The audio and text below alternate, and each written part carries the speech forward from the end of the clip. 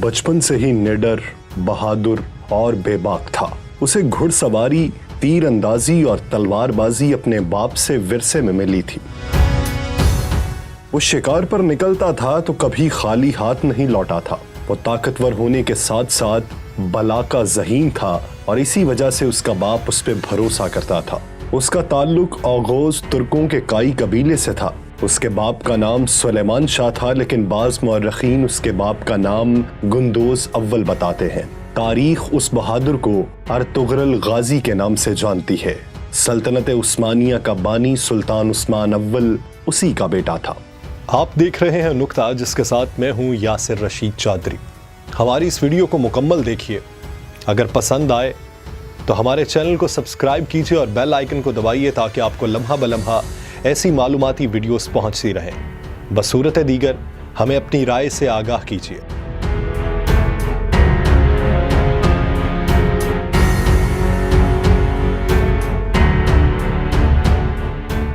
Ertugrul 1190 में मौजूदा तुर्की के सूबे बरूसा में पैदा हुआ। जब मंगोलों ने तुर्कमानिस्तान पर हमला किया तो बहुत से कबीलों ने हिजरत की और एशियाई कोचक की जानिब रवाना हुए। काई कबीले ने शाम के करीब एक इलाके में पड़ाव डाला था, लेकिन ये इलाका सर्दियों के मौसम के लिए साजगार नहीं था।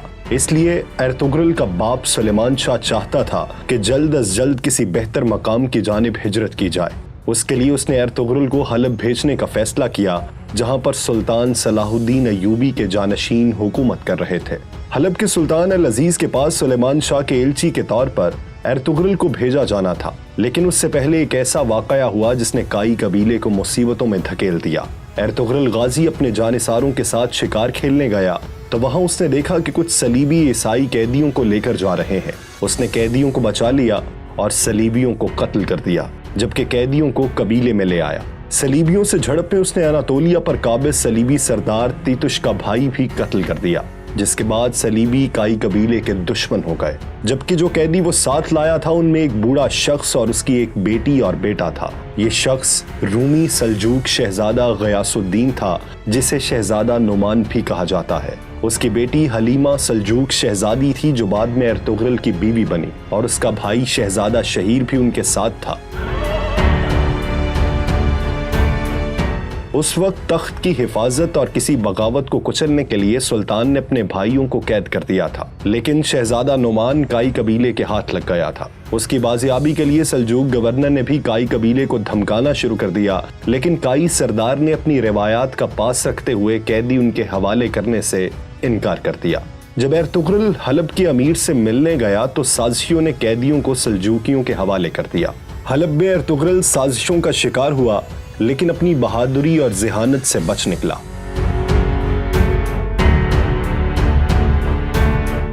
अर्तुगरुल ने जो इलाका सुल्तान से हासिल किया वो सलीबियों के कले के नजदीक था और उसमें रहने का मतलब था कि मौत के मुंह में चले जाना। कबीले के सरदारों ने मुखालिफत तो की, लेकिन सुलेमान शाह ने हिजरत की और कबीला अनातोलिया की सरहद पर आबाद हो गया। तीतुश ने अपने भाई का बदला लेने के लिए उन पर हमला किया।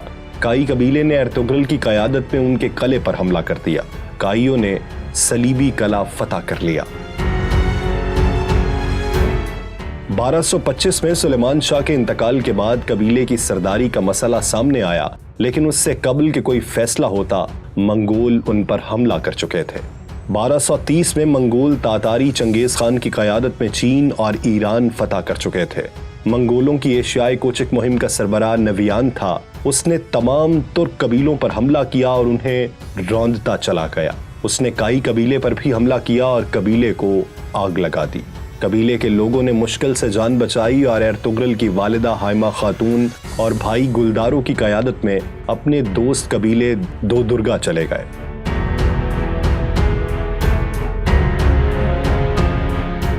दो दुर्गा कबीले का सरबराह अर्तुगरुल का मामू था।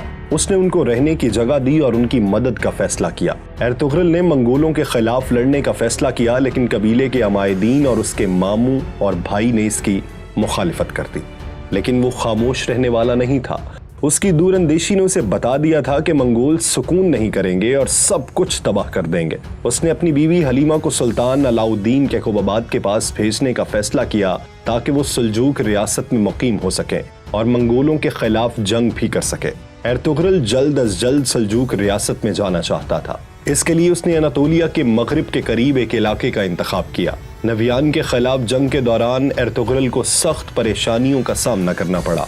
उसके मामू की वफात के बाद उसका मामूजाद दो दुर्गा कबीले का सरबराह बन गया, लेकिन वो अपनी सौतेली माँ और गद्दारों के हाथों कठपुतली बन चुका था। एर्तुगरुल के कबीले के सरदार का इंतखाब किया गया तो उसके भाई गुलदारों ने सरदारों को पैसे देकर साथ में लाया और सरदार बन गया। उसका सरदार बनने का मकसद था कि वह एर्तुगरुल को अनातोलिया जाने से रोक सके। एर्तुगरुल के भाई की पुश्त पर सल्जूक सुल्तान का नामजद करदा वजीर सादुद्दीन कोपेक था। सादुद्दीन कोपेक एक फितना परवर शख्स था। सादुद्दीन कोपेक सुल्तान को मारकर सल्जूकी तख्त पर कब्जे का ख्वाब देख रहा था, लेकिन उसे एर्तुगरुल उस राह में रुकावट नजर आता था। एर्तुगरुल ने मंगोलों के सरदार नवियान को जंग में शिकस्त दी और सलीबियों की सरहद पर हिजरत का फैसला कर लिया। एर्तुगरुल को एक दीनी शख्सियत इब्नुल अरबी की रहनुमाई भी हासिल थी, जो कि उसकी हर फैसले पर रहनुमाई करते थे। उसके साथ साथ एर्तुगरुल की बहादुरी की वजह से तुर्कों की तंजीम सफेद दाढ़ी वाले भी उसकी पुश्त पर थे और उनकी मर्जी से ही वो सलीबियों के करीबी सरहद पर हिजरत करना चाह रहा था। उसने अपने भाई से बगावत की और अपने जानिसारों, वालिदा, छोटे भाई, बीवी और कबीले के 400 अफराद के साथ हिजरत का फैसला किया और अनातोलिया की मगरबी सरहद पर आबाद हो गया। यहाँ आबाद होकर वो काई कबीले के उस टुकड़े का सरदार बन गया। नई जगह हिजरत के बाद हालात साजगार न हुए और कबीले में फाकों की नौबत आने लगी। इस दौरान एर्तुगरुल के कबीले की खातीन कालीन बनाने का काम करती रहीं और उन कालीनों को बेचकर अनाज लाया जाता रहा, लेकिन वो खाने के लिए बहुत कम था। मगरबी सरहद पर उसका सबसे बड़ा हरीफ चावेदार कबीला था, जिसके सरदार जानेदार बे के बेटे औराल ने एर्तुगरुल की मुखालिफत की और उसके कालीनों के काफिले पर हमला करके उसके मुतअद्दिद सिपाही कत्ल कर दिए और उसके साथ साथ तमाम माल जला दिया, जिसके बाद उसके कबीले पर मजीद मुसीबतें टूट पड़ी। वो जिस बाजार में तिजारत करते थे उस बाजार को हानली बाजार कहा जाता था। ये बाजार आज भी तुर्की में हानली बाजार के नाम से मौजूद है। इसका मालिक सैमून कुस्तंतीनिया के सलीबियों का जासूस था। जब एर्तुगरुल को मालूम हुआ तो सफेद दाढ़ी वालों ने उसे इस जासूस को खत्म करने का हुक्म दिया। एर्तुगरुल ने अपने सिपाही नूरगुल के साथ मिलकर उसको बेनकाब किया और उसके खिलाफ जंग करके हानली बाजार पर कब्जा कर लिया। उसने चाबेदार कबीले के सरदार के बेटे औराल से भी इंतकाम लेने का फैसला किया, लेकिन अमीर सादुद्दीन कोपेक ने मुदाखलत की और उसे बचा लिया। अमीर सादुद्दीन चूंकि उस इलाके का सरदार आला था, इसलिए उसकी बात का मानना जरूरी था, लेकिन एर्तुगरुल उसको खातिर में नहीं लाता था। इस दौरान सुल्तान अलाउद्दीन कैकोबाबाद का उस इलाके से गुजर हुआ तो उसने हानली बाजार के रोमी और ईसाई ताजरों से जब एर्तुगरुल की ईमानदारी और बहादुरी का तज़किरा सुना तो वो उससे बहुत मुतासिर हुआ। अमीर सादुद्दीन ने सुल्तान को बरगलाया कि एर्तुगरुल रियासत के अंदर रियासत बना रहा है और हानली बाजार को सल्तनत को देने की बजाय उस पर खुद काबिज हो गया है। लेकिन सल्जूक सुल्तान पहले ही एर्तुगरुल का मद्दाह हो चुका था और तुर्कों की रिवायात के मुताबिक तलवार से हासिल की गई जगह उसकी मिल्कियत होता है। सुल्तान ने एर्तुगरुल को इस सारे इलाके का सरदार आला बना दिया और सादुद्दीन को वापस कूनिया बुला लिया। सरदार आला के साथ साथ उसने एर्तुगरुल को कारा चायसार कला फतह करने का भी हुक्म दिया, क्योंकि उन्होंने सुल्तान पर हमला करने की कोशिश की थी। सुल्तान ने उसको वादा किया कि वो जल्द अपनी एक फौज उसकी मदद को भेजेगा। उन सब जंगों में चावेदार कबीले का औराल बे एर्तुगरुल के खिलाफ रहा, मगर उसका भाई आलियार और बहन इस्लाहान ने एर्तुगरुल का साथ दिया। आलियार जानफिशानी से लड़ते हुए शहीद हो गया। उसके भाई औराल को एर्तुगरुल ने बगावत के जुर्म में कत्ल कर दिया। उसकी बहन इस्लाहान को कबीले की सरबराह बना दिया गया और एर्तुगरुल ने अपने सबसे बेहतरीन दोस्त तुर्गुत, जिसे नूरगुल भी कहा जाता है, उससे उसकी शादी करवा दी। लेकिन याद रहे, नूरगुल की पहली बीवी मंगोलों के हमलों में जिंदा जला दी गई थी। यूं दोनों कबीलों में दोस्ती की फजा पैदा हो गई। इस दौरान एक झड़प में कले का कमांडर वेसिलियोस एर्तुगरुल के हाथों मारा गया और नीकिया के शहंशाह ने आरस को गवर्नर बनाकर भेजा। आरस ने एर्तुगरुल की तरफ दोस्ती का हाथ बढ़ाया और जंग रोक दी, लेकिन अमीर सादुद्दीन कोपेक और चावेदार कबीले की दूसरी शाख के सरदार बहादुर बे के साथ मिलकर उसने एर्तुगरुल के खिलाफ साजिशें शुरू कर दी। उसने एर्तुगरुल के बेटे को भी कैद कर लिया और बहादुर बे की साजिशों में मदद की। एर्तुगरुल ने बहादुर को कत्ल कर दिया और चावेदार कबीले का नया सरदार इस्लाहान के शौहर नूरगुल को बना दिया। उससे निमटकर एर्तुगरुल ने सुल्तान की फौज का इंतजार किए बगैर ही अपने सिपाहियों के साथ मिलकर किले पर हमला किया और किले पर कब्जा कर लिया।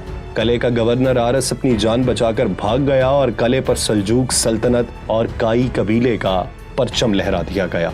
कारा चाइसार कला और हानली बाजार फतह करने के बाद एर्तुगरुल का हर तरफ चर्चा होने लगा। एर्तुगरुल ने किले में अपने भाई सारिम को नायब मुकर्रर किया और सादुद्दीन कोपिक के साजिशों से सुल्तान को आगाह करने कूनिया चला गया।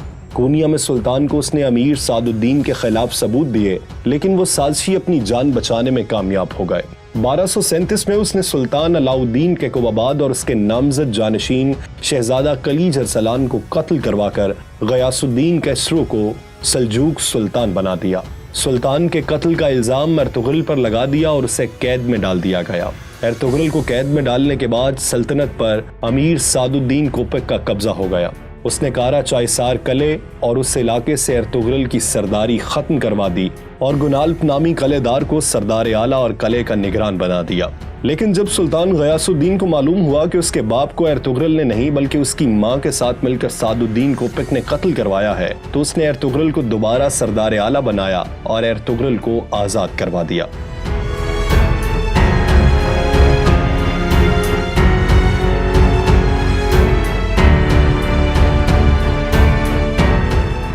सुल्तान गयासुद्दीन ने अमीर सादुद्दीन को कत्ल करने का हुक्म जारी किया और एर्तुगरुल को यह जिम्मेदारी सौंपी।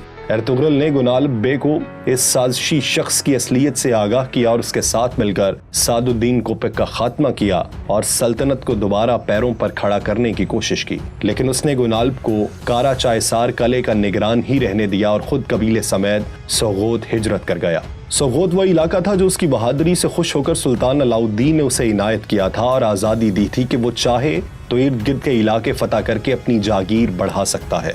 उसने हानली बाजार भी सल्जूक रियासत को सौंप दी और खुद सोगोत हिजरत करने की तैयारी करने लगा। इस दौरान ओक्ताई खान ने दोबारा अनातोलिया पर हमला करने का ऐलान किया और नवियान को यह काम सौंपा गया कि वो या तो सुल्तान गयासुद्दीन को अतात पर राजी करे या फिर अनातोलिया को तबाह बर्बाद कर दे। नवियान ने जब सुल्तान गयासुद्दीन को 2 गुना लगान और अतात का हुक्म दिया तो उसने एक सुलहनामा देकर एर्तुगरुल को नवियान के साथ ओक्ताई खान के पास सफीर बनाकर भेजा। एर्तुगरुल की गैर मौजूदगी का फायदा उठाते हुए नवियान की बहन ने काई कबीले पर हमला करने का मंसूबा बनाया, लेकिन वो कामयाब न हो सकी और नवियान की बहन मारी गई। उधर जब एर्तुगरुल ओक्ताई खान के पास पहुंचा तो उसने अमन मुआहिदे पर मोहर लगा दी और 2 साल के लिए सल्जूकों को मोहलत मिल गई। लेकिन इसी दिन ओक्ताई खान मारा गया और उसकी मौत का जिम्मेदार एर्तुगरुल को करार दिया गया, लेकिन वो भाग निकलने में कामयाब हो गया। नवियान ने उसका ताकुब किया लेकिन नाकाम रहा। नवियान वापस चला गया और ओक्ताई खान के बेटे कदुन खान को, जो उसका जानशीन था, उसे अनातोलिया पर हमले के लिए तैयार किया, जिसके नतीजे में 1243 में कोसे डाग की जंग लड़ी गई। एर्तुगरुल जब वापस कबीले पहुंचा तो उसने सोगोत जाने के लिए कबीले को तैयारियां शुरू करने का हुक्म दिया। इस दौरान सोगोत की सरहद पर मौजूद किले के गवर्नर ने उसके सिपाहियों पर हमला किया और उसके जवाबी हमले में उसने किले के गवर्नर को मार दिया और किले पर कब्जा करने का फैसला किया। लेकिन ऐन उस वक्त नीकिया के शहंशाह का बेटा प्रिंस थियोडर बजाते खुद उसके पास आया और उससे शहंशाह की जानिब से माजरत की और दोस्ती का हाथ बढ़ाया, जिसके बाद सोगोत में सलीबियों की जानिब से खतरा टल गया और उसने कबीले समेत सोगोत हिजरत कर ली, जो कि अब एर्तुगरुल गाजी की जागीर थी। कोसे डाग की जंग में सल्जूकों को बुरी तरह शिकस्त हुई और मंगोलों ने अनातोलिया पर कब्जा कर लिया और इर्द गिर्द के तमाम किलेदार, कबीलों के सरदार, यहाँ तक कि सुल्तान भी मंगोलों को टैक्स देने पर मजबूर हो गया। सल्जूक दरबार में सुल्तान मंगोलों के हाथ की कठपुतली बन गया। गयासुद्दीन का जानशीन मुकम्मल तौर पर मंगोलों के हाथों में खेल रहा था। मुस्लिम उमरा मंगोलों से सोना लेकर उनके मफाद के लिए काम कर रहे थे। सुल्तान के बड़े बेटे अज़ाउद्दीन कैकाउस ने मंगोलों से बगावत की, लेकिन उसका साथ देने वाला कोई नहीं था, इसलिए उसने नेकिया में जाकर पनाह ली और उसका भाई रुकनुद्दीन कलीज अरसलान सुल्तान बन गया। मंगोलों का हुक्मरान हलाकू खान बन गया था, जो मशरिक में तबरेज तक खून की नदियां बहा चुका था और अनकरीब अनातोलिया के बाकियों को रौंदने का मंसूबा बना रहा था। इस दौरान अर्तुगरुल ने सोगोत में अपना कबीला बसा लिया और वहां से मंगोलों के खिलाफ जद्दोजहद जारी रखी, लेकिन ये जद्दोजहद जाहिरी नहीं थी। जाहिरी तौर पर वो मंगोलों को टैक्स देता था, लेकिन अंदरूनी तौर पर वो मंगोलों के खिलाफ एक बड़ा मंसूबा तैयार कर रहा था। उसने मिस्र के ममलूक सुल्तान मलिकुल ज़ाहिर रुकनुद्दीन बेबरस और चंगेज खान के पोते बरका खान, जिसने अपने कबीले के साथ इस्लाम कबूल कर लिया था और मंगोलों के खिलाफ जंग जारी रखे हुए था, उसके साथ मिलकर एक मंसूबा बनाया। सुल्तान अज़ाउद्दीन के काउस और उसके हामी कबाइल को इकट्ठा किया और उन दो बड़ी ताकतों को मंगोलों से लड़ने के लिए तैयार कर लिया। लेकिन अंदरूनी साजिशों और सलीबी कले के गद्दार गवर्नर की तरफ से हमलों के बाद अर्तुगरुल बुरी तरह फंस गया था, क्योंकि अपने अजीम मकसद को पूरा करने के लिए एक बड़ी जंग जरूरी थी। लेकिन इस दौरान वो किसी तौर भी बाज़ंतीनियों से जंग का सोच भी नहीं सकता था। मंगोलों की शोरश जारी थी, जबकि कई कबीले के लोग उनसे मिल चुके थे। अर्तुगरुल का सोगोत से कंट्रोल खत्म करने के लिए सल्जूक वजीर बहाउद्दीन ने उमरूलो कबीले को सोगोत में बसाने का फैसला किया। उमरूलो कबीले का सरबराह अर्तुगरुल के खिलाफ था, लेकिन उसकी बेटी अर्तुगरुल को पसंद करने लगी और बाद में अर्तुगरुल ने उससे शादी कर ली। सलीबी बागियों ने किले पर कब्जा कर लिया। उनका सरबराह कमांडर ड्रागोस था, जो अर्तुगरुल को सोगोत से निकालना चाहता था। उसने अमरूलो कबीले के सरदार को कत्ल करके उसके इल्जाम अर्तुगरुल के बेटे गुंदोज एलब पर लगा दिया, जिसके बाद दोनों कबीलों में लड़ाई का अंदेशा हो गया। लेकिन अर्तुगरुल की जहानत और समझदारी से वो इस मुसीबत से बच निकले। उमरू बे के बाद उसका बेटा बोलाद बे उस कबीले का सरबराह बना। बोलाद बे मंगोलों का खास आदमी था और बागी कबाइल के खिलाफ एक मुहिम जारी रखे हुए था। अपनी असलियत छुपाए हुए वो अल्बास्ती के नाम से तुर्क कबीलों के लिए दहशत बना हुआ था। दूसरी तरफ ड्रैगोस भी गुमनाम था।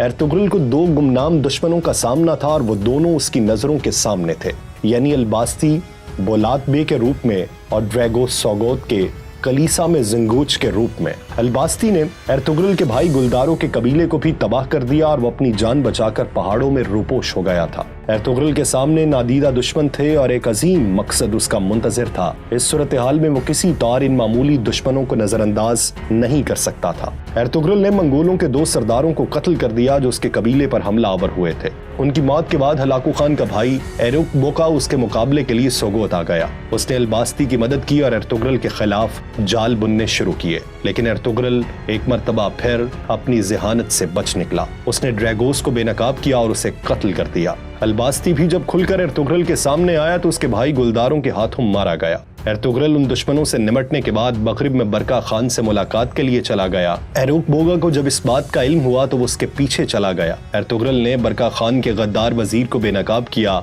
और एरुक बोगा भी बरका खान के हाथों मारा गया। अर्तुगरुल ने बरका खान के साथ मिलकर मंगोलों से जंग की। उसने बरका खान को यकीन दिलाया कि जब वो मंगोलों पर हमला करेगा तो अनातोलिया के तुर्क उसके शाना बशाना होंगे, जबकि सुल्तान ज़ाहिर बेबरस भी अपनी फौज के साथ उनके साथ शामिल हो जाएगा। अर्तुगरुल वापस कबीले आ गया और अपने छोटे भाई दुंदारबे को कायम मकाम बनाकर उस जंग के लिए रवाना हो गया। उस जंग में मंगोलों को शिकस्त हुई। लड़ाई के दौरान ही हलाकू खान अलील हो गया और बीमारी से चल बसा। मुसलमानों को फतह नसीब हुई। बगदाद से खिलाफत अब्बासिया के खात्मे के बाद खिलाफत अब्बासिया काहिरा मुंतकिल हो गई। सुल्तान बेबरस भी वापस मिस्र चला गया और अर्तुगरुल जंग से गाजी बनकर लौटा, इसीलिए गाजी उसके नाम का हिस्सा बन गया। वो 1280 में 90 साल की उम्र में सोगोत में फात हुआ और उसी शहर में उसका मकबरा तामीर किया गया। अर्तुगरुल गाजी की बहादुरी और शुजाअत और फरोग इस्लाम की खातिर जद्दोजहद की निशानी के तौर पर तुर्कमानिस्तान में उसके नाम पर एक मस्जिद भी तामीर की गई है।